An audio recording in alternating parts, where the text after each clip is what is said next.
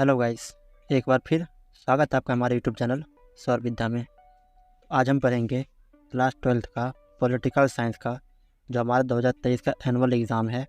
इस annual exam का question paper हमारा देखिए क्या है, प्रीवियस ईयर क्वेश्चन पेपर है ये, जिसका कोड नंबर है 59/5/1। इस क्वेश्चन पेपर का आज हम वैल्यू बेस्ड क्वेश्चन देखेंगे, जो कहाँ होते हैं, ये क्वेश्चन होते हैं हमारे सेक्शन डी में। गाइस, इससे पहले मैंने इस टॉपिक के ऊपर 4 पार्ट बनाकर पहले ही अपने यूट्यूब चैनल में डाल रखा है, जिसमें सेक्शन ए से लेकर सेक्शन सी तक पढ़ा दिया गया है और सेक्शन डी को भी हमने 2 पार्ट्स में बनाए हैं, जिसमें से एक पार्ट्स को हम आज देख रहे हैं और एक पार्ट अगले पार्ट्स में आएंगे। आज की वीडियो में केवल वैल्यू बेस्ड के क्वेश्चन देखेंगे, जिस क्वेश्चन नंबर कितना होता है, क्वेश्चन नंबर 24। और गाइस, आपको पता होगा कि हम पॉलिटिकल साइंस की पूरी प्लेलिस्ट तैयार कर रहे हैं और आज हम इस प्लेलिस्ट का वीडियो नंबर 36 देखने वाले हैं। यानी इससे पहले हमने 35 वीडियो बनाकर पहले ही अपने यूट्यूब चैनल में डाल रखा है। अगर आपने नहीं देखा है तो हम पूरी प्लेलिस्ट का लिंक भी ऊपर आई बटन पर और नीचे डिस्क्रिप्शन बॉक्स में दे दूँगा, आप वहाँ जाकर देख सकते हैं। तो चलिए बिना कोई देरी किए वीडियो को शुरू करते हैं। देखिए क्या कह रहे हैं, क्वेश्चन नंबर 24। निम्नलिखित गद्यांश को ध्यानपूर्वक पढ़िए और दिए गए प्रश्नों के उत्तर लिखिए। यानी कि जो हमें एक पैराग्राफ दे रखा है, इन पैराग्राफ को पढ़ना है और नीचे कुछ इसके रिलेटेड क्वेश्चन पूछ रहे हैं, उन क्वेश्चनों का जवाब देना है। तो देखिए क्या कह रहे हैं, एक अवधारणा के रूप में वैश्वीकरण की बुनियादी बात है प्रवाह कई तरह के हो सकते हैं। विश्व के हिस्से के विचारों को दूसरे हिस्से में पहुंचाना, पूंजी का एक से ज़्यादा जगहों पर जाना, वस्तुओं का कई देशों में पहुंचना और उनका व्यापार तथा बेहतर आजीविका की तलाश में दुनिया के विभिन्न हिस्सों में लोगों की आवाजाही। यानी कि क्या कह रहा है, एक अवधारणा के रूप में जो वैश्वीकरण है यह एक बुनियादी बात है।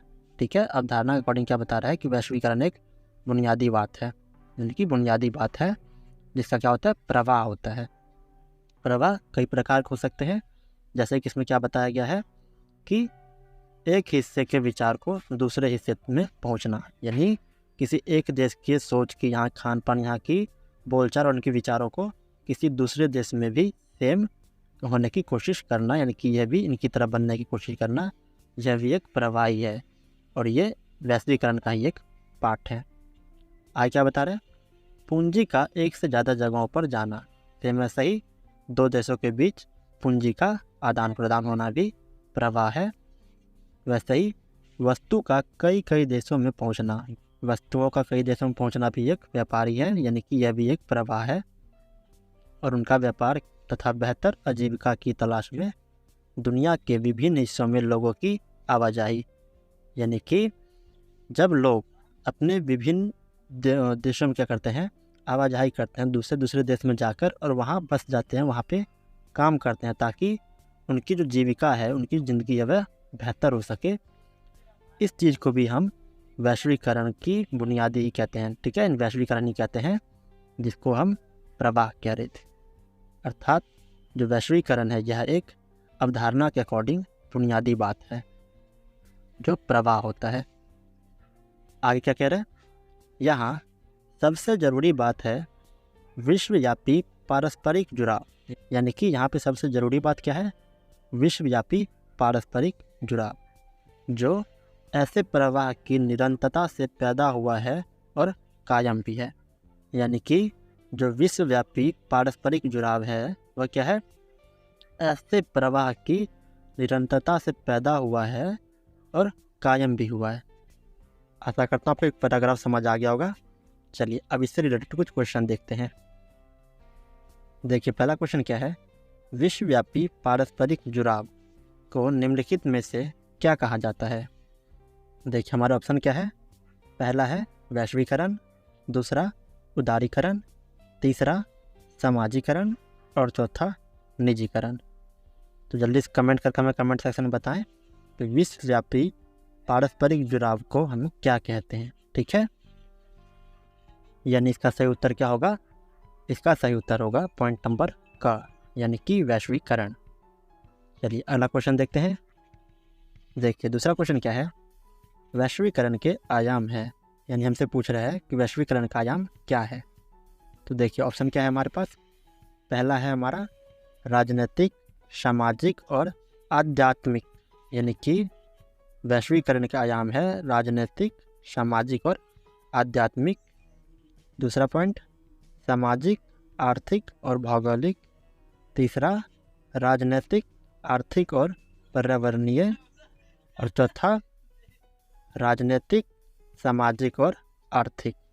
यानी इन चारों में से वह कौन सा पॉइंट है जो वैश्वीकरण के आयाम है। तो जल्दी से कमेंट सेक्शन में कमेंट करके हमें बताएं। तो इसका सही उत्तर होगा पॉइंट नंबर घ, यानी राजनीतिक, सामाजिक और आर्थिक। चलिए अगला क्वेश्चन देखते हैं। देखिए अगला क्वेश्चन क्या है, निम्नलिखित में से कौन आर्थिक गतिविधियों में वृद्धि करता है। यानी इनमें से ऐसा कौन है जो आर्थिक गतिविधि में वृद्धि करता है, पैसों को बढ़ाने में मदद करता है। तो देखिए क्या है, पहला पॉइंट देखा है हमें रोजगारों का कम होना। दूसरा गरीबी सूचकांक में वृद्धि। तीसरा मजबूत वैश्विक आर्थिक विकास। और चौथा व्यापार में तेज गिरावट। तो इसका सही उत्तर होगा पॉइंट नंबर ग, यानी मजबूत वैश्विक आर्थिक विकास। चलिए अगला क्वेश्चन देखते हैं। देखिए अगला क्वेश्चन क्या है, निम्नलिखित में से कौन वैश्वीकरण का एक प्रभाव है। यानी इनमें से ऐसा कौन सा पॉइंट है जो वैश्वीकरण का एक प्रभाव है। तो देखिए क्या कह रहे हैं, पहला पॉइंट है हमारा राज्यों की शक्ति में वृद्धि हुई है। दूसरा नए व्यापार अवरोध लागू किए गए हैं।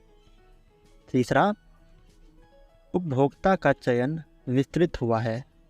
और लास्ट घ स्थानीय उद्योग को बढ़ावा मिला है।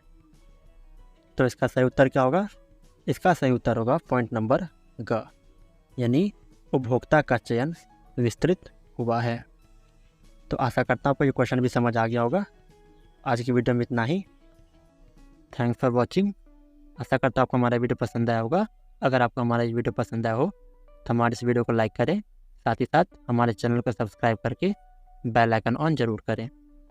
और गाइस इस वीडियो में दिखाए गए इस नोट्स को आप अगर हमसे लेना चाहते हैं तो हमने अपने वीडियो के डिस्क्रिप्शन बॉक्स में अपने नोट्स के लिंक दे रखा है। आप वहां जाकर उस लिंक पर क्लिक करें और ये नोट्स आप वहां से डाउनलोड कर सकते हैं। और गाइस यदि आप हमसे कोई भी क्वेरी या कोई भी क्वेश्चन पूछना है तो हमने इस वीडियो के डिस्क्रिप्शन बॉक्स में अपने व्हाट्सएप ग्रुप का भी लिंक दे रखा है। आप वहां जाकर हमारा व्हाट्सएप ग्रुप ज्वाइन करें और हमसे संपर्क करें। हम आपका डाउट क्लियर करने की पूरी कोशिश करेंगे। तो मिलते हैं किसी और नई वीडियो में, तब तक के लिए नमस्कार।